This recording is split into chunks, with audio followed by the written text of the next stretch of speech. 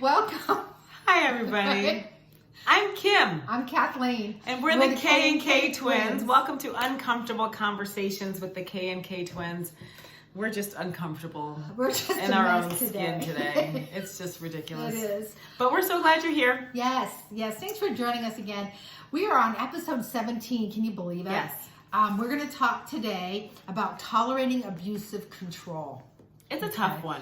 It is. This is very nuanced. It's complicated. There's a lot of different ways that you can identify with controlling behavior. So we're going to kind of dive in and just kind of get to some of this. So, and what are we diving into? Do you ask? Untangling relationships. I can't see. Oh, here. Untangling Relationships: A Christian Perspective on Codependency. It's by Pat Springle. There we go, Pat Springle. So get the book, follow along, and you'll be glad you did, because really the change comes with the work. You've got to put in the work. Just listening to these podcasts can make you aware, but it can't change you. It can't fix it. It can't, help you heal. But doing the work can. Yes. And that's been our experience, and that's why we're here sharing it with you, because you just had to get close. Kim doesn't want to be close to me because she just came from the gym. You're welcome. I know, right? And so, but I'm like, I feel like she's so far away. I am. So, you're welcome. I know. But she can't help herself. Oh, She's codependent. I gotta be close to you. So if you're to an outsider, like a normal, healthy person who's outside looking in at the control an abusive person exerts over their, in their relationships with their codependents, it seems unbelievable to an outsider who has objectivity that can see reality. But the codependent is not objective. We've talked about this before. One of the main characteristics of codependency is a lack of objectivity. We cannot see reality. We don't see ourselves clearly at all. So the codependent, they have this overwhelming thirst for the abuser's love and acceptance, and that's what keeps them coming back for more. The abuser can be charming or they can be a beast. It just depends on what tactic they're using to manipulate you at the time. So it doesn't happen just like that. We get sucked in slowly over time. The abuser exerts more and more control while diminishing your self-esteem, your confidence, your sense of value. And you live for those times where they are maybe loving or kind, but those times become less and less frequent. Okay? So the victim of the abuse blames themselves as they begin to believe the abuser's lies.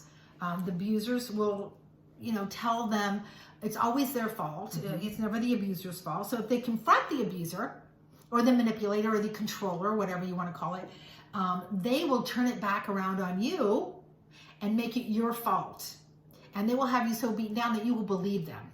So if they do something wrong, you call them out on it, they will get enraged and they will turn it around on you, and it will be all your fault. You'll find yourself apologizing for them being wrong. Yeah. And this is a shift that happens that you don't even know when it happens.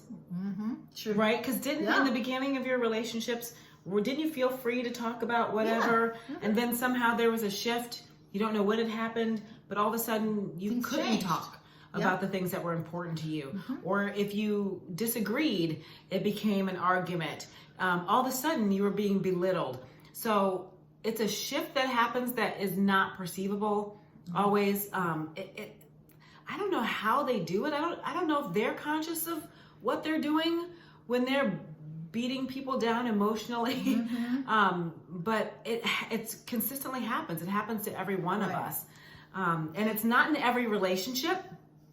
I want to point that out. Yeah, but we can have relationships with other people where we're strong. Yeah, that's right. But then we have relationships with people that one person that's we're dependent on and are codependent on, and it becomes a problem, and they're always blaming their victim.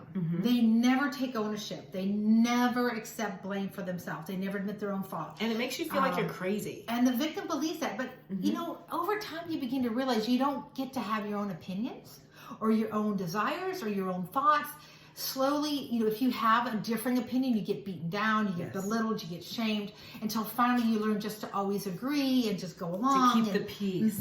Always the peacekeeper. So, and the controller or abuser will make all kinds of crazy promises at certain points in the relationship.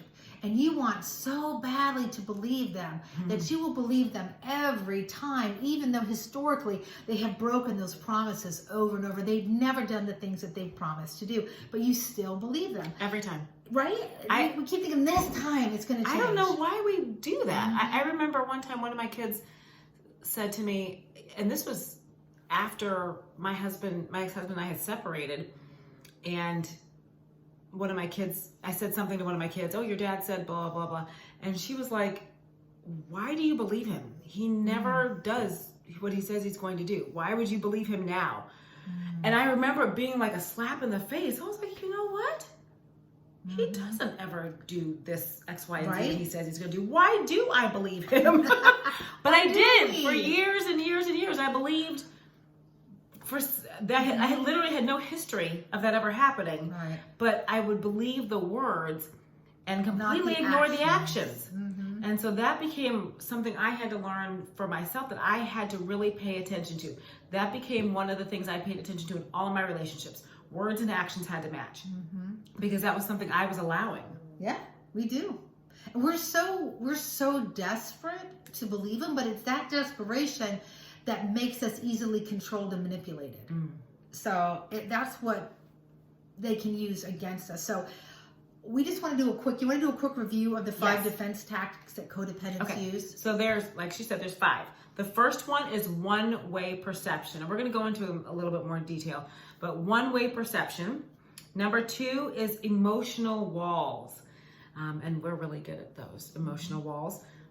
Number 3 is extremes and exaggeration. Always and never. And then black and white. The exaggerating that we do. Number 4, believing the unbelievable. That was one that really hit me when I first learned about it, because why are we believing the unbelievable? Right. And number 5, which kind of makes me sad, daydreaming, where you're dreaming of this non-existent life that you want to have. Or you're dreaming about this relationship being idyllic when clearly it's not. You know, you're trying to make it something that it's not. Now, those are things that we've already talked about before, but we're going to kind of focus on the believing the unbelievable, because this is what we tend to do when we're in abusive relationships. Okay? Definitely. So, but these defense tactics, they really come from our inability to be able to see things clearly. And so what we're going to focus today is, like she said, on believing the unbelievable. Because as codependents, we're going to say it almost every time, because it's so hard to wrap your brain around. But as codependents, we lack objectivity. All the time. So whenever you find somebody is telling you something about yourself and your first reaction is, that's not true, I don't do that, or stop and evaluate whether or not that's true. Because if that's somebody you love and trust, they may very well be telling you the truth, and you may need to open your eyes to see it. You can't see it. So we don't believe others around us when they try to tell us or point these things out to us. They are able to see reality. They may have a healthier, more realistic understanding of our situation, especially if you are in an abusive relationship. If your family, your best friend, these people are saying, you've got to get out, this is not healthy, this is not normal. Those are things you need to listen to and give credence to. We may get angry, defensive, we may get hurt, but we're going to defend and excuse the abuser's behavior. So we may say things like, but he loves me. No, love doesn't hit. Love does not manipulate and control. Love does not belittle, demean you, destroy your self-confidence. That's not love at all. But we desperately need to believe that it is. In hearing you say that, I just kind of had a revelation. Love doesn't make you feel weak. Love strengthens you. So if you are in a relationship where the love makes you feel weak, that is not love. If you feel strengthened and encouraged and empowered, that, my friends, is love. Yeah, if you're able to set boundaries, if your opinion is respected, even if it's different than your partner's. If you can discuss those things without anger and without being, belittled and demeaned. I remember my ex-husband was a workaholic, And I remember sitting down with him and saying, you need to come home for dinner. My daughter and I were always eating dinner alone. I said, we need to come to some agreement about, that you're going to be home at night. You're going to come home for dinner. And him, I was saying, we never have time with you. He never even sees you. And him getting angry and saying, everything I do is for you. I'm doing all of this for you. I'm working really hard now so that we can, relax later and just, take it easy or whatever.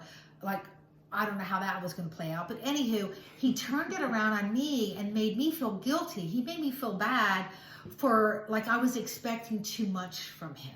It is a reasonable expectation that your husband would come home at night and spend time with you and your children, right? Mm-hmm. So for him to twist that, and then I find myself apologizing and saying, oh, you're right, you do take care of us. But it was the things he was doing were not the things that I needed or my daughter needed. Mm-hmm. Those are things he needed to do for his own self-worth, but they weren't what I needed in our marriage.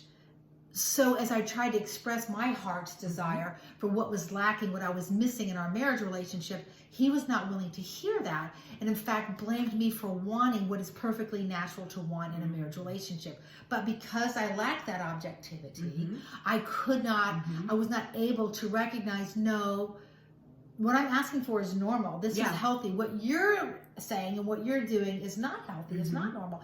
So that was just this constant point of contention with us. And it took me a while to figure out that no, he was off. That was not normal. So anywho, that's just one small example. But that's not what love looked like. Love is about compromise. It's about hearing both sides and meeting each other's needs. Absolutely. It's not about just one person's need. Okay? So that's another red flag for you folks. If you're finding that in relationships, that's a red flag. Yes, it shouldn't all be about them. It should be about you too. You should get what you need too. You shouldn't feel like you're in this relationship where you don't ever get your needs met. And that you're asking too much when you're asking for basic, simple crumbs from the table, and that's too much, right? So. Oh, me? You want me to? Oh, you want me to talk? Okay. Yeah, get to talk. So, as codependents, we're kind of always reacting. Many of us have such little self-confidence that we really seldom even have or express our own ideas and desires. And I feel like in my life, my desires kind of went away. I lost myself, is kind of how I describe it. And became a person that really only responded and reacted to the people around me and what they were doing. If that's you, that's not normal. You have your own feelings and desires, and you should be able to express them. Have opinions. Yes, you have them. Have your opinions. Have heated, exciting debates where you're not like belittled, but actually have a conversation. We anticipate what others want from us, and then we act accordingly. We become what they want. And we get a lot of value from that. It makes us feel good when we make other people feel happy and feel good about themselves. But we do that at our own expense. Because it leaves us feeling empty. Yeah. And think about one of the examples they gave in the book was a pinball machine, the ball in a pinball machine. It just gets bounced around based on everyone else's, desires, opinions, yes, whatever. Someone else's control. You never control your own destiny. You never control your own course of action. It's always in response to somebody else. And that gets exhausting. It is exhausting. I think that's another red flag. If you find you're this way with these people and this way with this group, and you're agreeing with everybody, but it's never really your own opinion, that might be another thing you need to analyze, and a red flag for you to go, wait a minute, what am I doing here? And like you said, I had a similar experience where we just kind of lose ourselves in our marriages. I really didn't know, what do I like? What kind of movies do I like? Because I always had to go to whatever he liked. Yep. What do I like to do? I always did what he wanted to do. If it was something I wanted to do, he would say no, he wouldn't go. And there was no compromise there. So I kind of lost my own sense of what I enjoyed, what mattered to me, what gave me joy. I lost a lot of that. I had to figure some of that out again after the divorce. What do I actually enjoy doing and spending time on? So, yeah. So if you're losing yourself, that's a red flag. And you're not alone. Right. And that is definitely something, especially as wives and moms, that is something we can allow to happen. And I went through the same thing. And if you're like me, it was actually very depressing to realize that I had nothing of my own. Like I didn't have any hobbies, and I didn't know what I liked, and it made me very, very sad. And I had to start searching for things that brought me joy, and literally find out who I was again. And that was very empowering. So there's hope. Yes, if you're in there's that hope. place where you're like, I don't know who I am, and I don't even know where to start. Right. It's okay. You're Yeah. not alone, and there's hope. But you do need to start. You do need to start analyzing your feelings and Yes. feeling your feelings, which we Yes. talk about a lot too. We do. Feeling your feelings. We're Feeling not your used to feelings. that. We've not learned how to do that It's because a we've tough not been one. allowed to feel our feelings. We've not been allowed to get angry Yeah. or be sad. Yeah. Or, how many times when you were a kid, I can remember when I would be hurt or sad or whatever, and I would cry, and my dad would say, I'll give you something to cry about. Like crying just was not, my dad was a Marine, and crying was not permitted in our house. Well, that's not normal. It's That's not crazy, natural. yeah. And so, so those kinds of things. So, but even when we get tired of this game, where we get bounced around and we react to everyone else's opinions and desires and thoughts, we lacked the ability, the objectivity to stop playing. Right. That's all we know. So It's that dance. We feel very Yeah. comfortable doing the same thing, even though it doesn't benefit us. And eventually we might get angry and realize that we are being pressured to perform in a certain way, but it doesn't align with us. But we still keep giving into this pressure. So eventually we get mad and kind of combust. We get mad at ourselves. We can turn that inward into self-hatred. And let's be real, y'all, that's just us abusing ourselves. We've been taking it from somebody else, and now we're turning it on ourselves. So we need to be real careful about that. We might be mad at the dependent person and get mad at them for controlling us. We get mad at them for manipulating us. And in some ways that's true, but it's also still misplaced. We all have a responsibility. But the only game we know is the one we've kept on playing. And so our desperate need for approval as codependents keeps us on this, it feels like an endless treadmill. We just keep on going and walking and going nowhere but manipulation and anger and this repetitious, vicious cycle. Our need for this love and acceptance and all of that leads to manipulation, which then leads to loss of ourself, which leads to this anger. So it's this endless cycle: need, manipulation, anger, need, manipulation, anger. We don't know how to get off. No. How do we get off? And this is why we were doing this book, why we're doing this work. Well, we've probably been doing it our whole lives. Yes, we have. So it's a long time. It feels very normal and feels very natural, Yes. but it's not. It's not normal or natural. You want to talk about passive aggressive? Yeah, so often we will become passive aggressive. Not every time, but often codependents become passive aggressive. Sometimes we do. We refuse to be honest, and we also refuse to respond. Okay, so although we appear passive, the real goal is to hurt the person that's controlling us. Okay, so instead of healthy, honest communication and expressing our true needs, we choose to be passive. So do you want to read that description on page 70? No, I can't see that. No? I Okay, can't she see. can't see. I can't see. Okay, so It's not that I don't want to. passive aggressive. And this relates to our codependency. So a controlling form of non-involvement because it forces others to take charge. A person mentally or emotionally refuses to make a decision, perform an action, or do a certain behavior, forcing someone else to fill the gap where those things are needed. So the first person seems passive since he or she has done nothing. But actually, this person is aggressive because the inactivity pushes on another person. Okay, so we will often become passive aggressive. Not necessarily even with the person that's been controlling us. It might be with others because we're just reacting, right? I have an example. Oh, tell us. I do. I didn't know it was happening at the time, but I think this was after we separated. So anybody who is close to me during the time I have difficulty, what they will see is that I just smile. No matter what's going on, I just smile. And I remember my now ex-husband saying to me, he was probably mad about something and yelling, and I just smiled. And he was like, and if you don't stop smiling with that face, and I was like, and in my head I thought, I'm doing nothing wrong. I'm just sitting here smiling. But it was totally passive aggressive. I mean, like, how else can you, like, you can't get any more passive than somebody trying to engage in a conversation with you that you're just obviously I don't want to be in. Right. And I'm just smiling.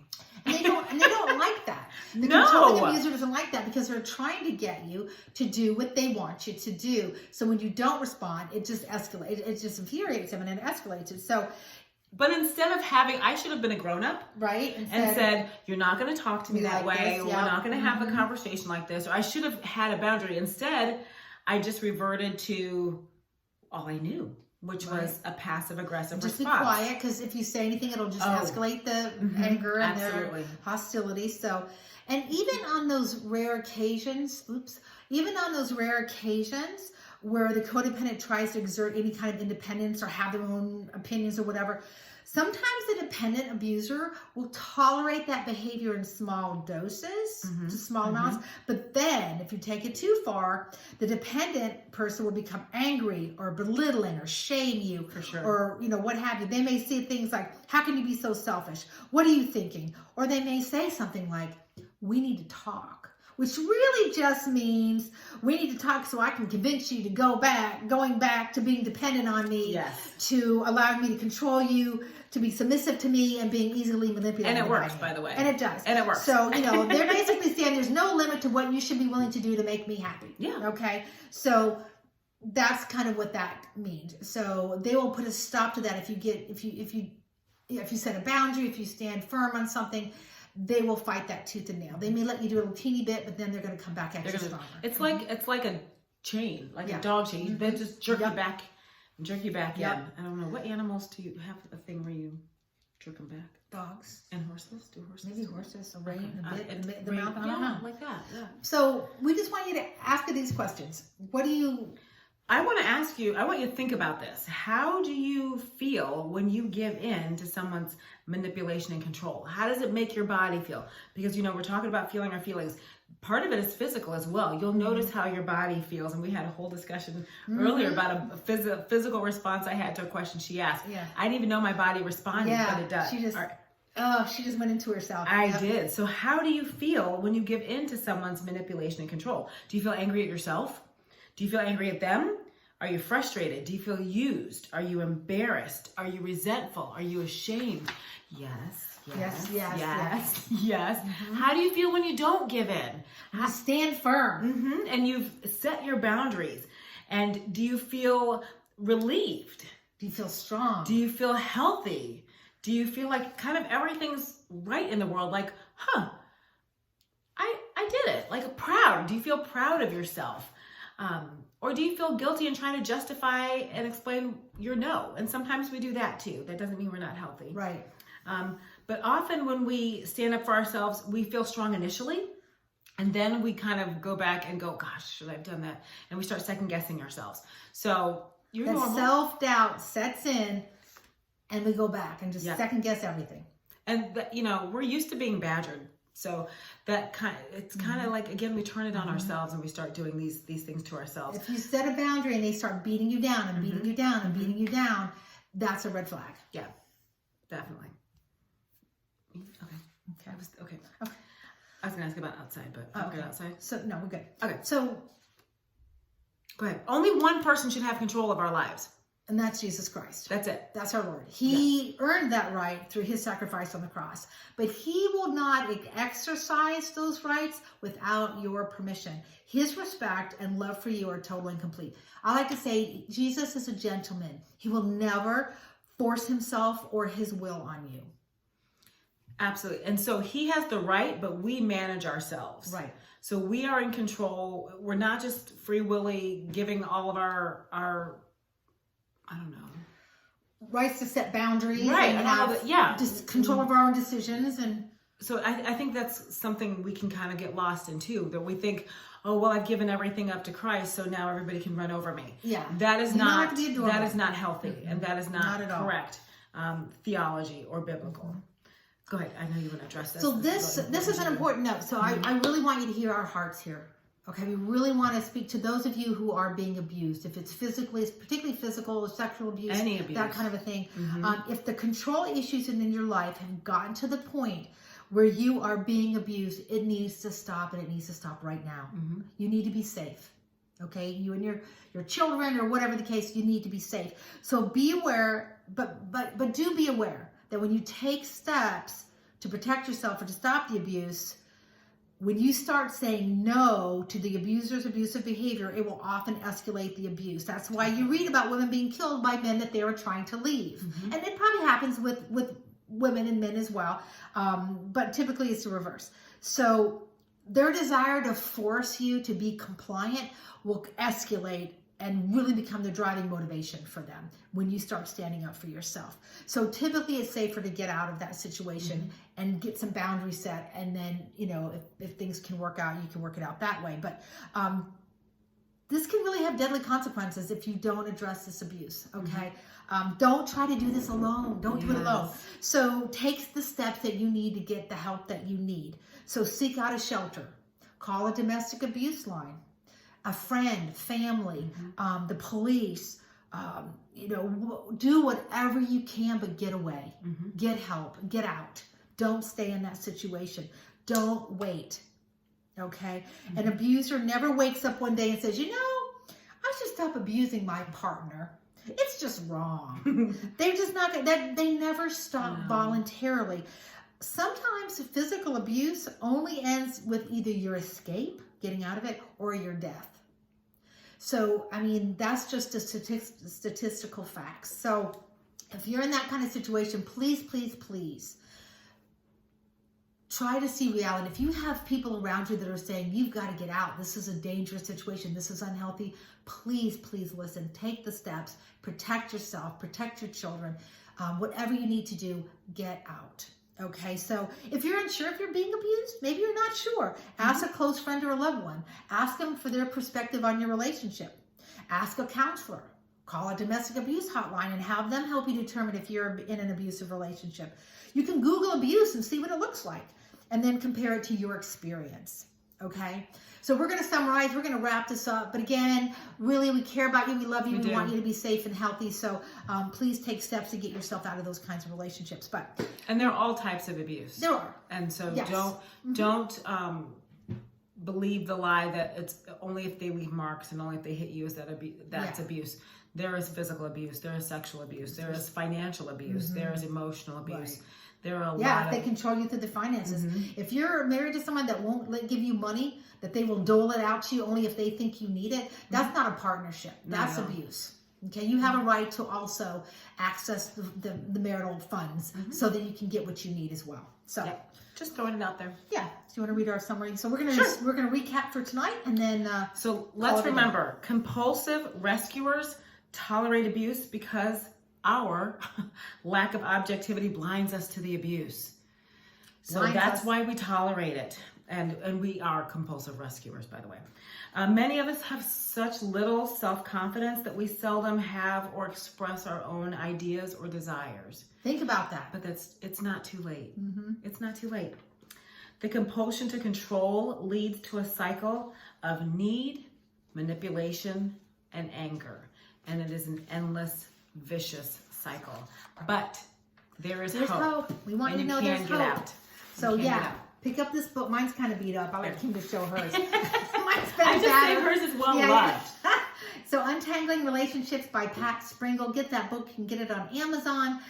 Work through it. Do it with a group. Do it with one person. Do it with a group of friends. Maybe just even 2 people, 3 people, a group, a Bible study, a book club. Whatever you want to do. Face-to-face, virtually, you can do it with anybody else, anywhere these days. But do it. Because you guys, there really is work to change. Kim and I can't even begin to explain to you how far we've come and how this has changed our life and how we recognize things and address things in our own lives. It's so funny how we'll talk to each other now and we can see things like, this was triggering, or, whatever the case may be. We have a whole new vocabulary. Wouldn't you say? We talk to each other in a way that nobody else, and we really give each other, just like when she told me earlier, she was like, I want to talk to you about something. The way you reacted. Oh, let's talk about that. And nobody else would be able to talk to you about like, tell me what you were feeling. Yeah. Because your body was saying one thing. What was your heart saying? What were you thinking? How did that impact you when I asked you that question? And it was very interesting. So we do that with each other. You need somebody who is safe. I can tell Kim anything. No, she's not going to judge me. She's not going to, beat me up or whatever. I can talk to her about anything, and she can do the same. Absolutely. Because we are honest with each other. We love each other enough to really be real, and transparent, and honest with and we've given each other permission to have those uncomfortable conversations with each other.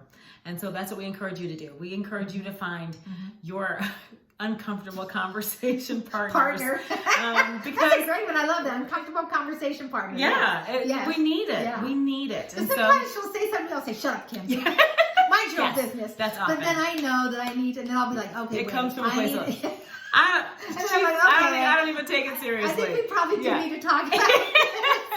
So, but it's really good because I can't tell you how much healing that we've done, how much healing we have done individually and together, how we've helped each other and just fed off each other. It's been really, really great. And even, as you begin to hopefully change your relationships and develop healthier relationships, you'll begin to see that, and you can help your partner, your your uncomfortable conversation partner recognize, okay, nope, this is a healthy relationship, this is a healthy response, that kind of a thing. And it's life changing. It is. Guys. I was just about to say that. But it really will change is. your life. So when I first started doing this, I felt hopeless because I thought, okay, so now I'm recognizing that I'm codependent. What do I do about it? How do I fix it? Tell me the fix it part. And we're going to get to that. Yes. We've got to help you understand and recognize. You have to understand the foundations first. Then we'll get to what we need to do to fix it. We've got to crawl before we can walk, and we got to walk before we can run. And so that's what we're doing, y'all. We're crawling.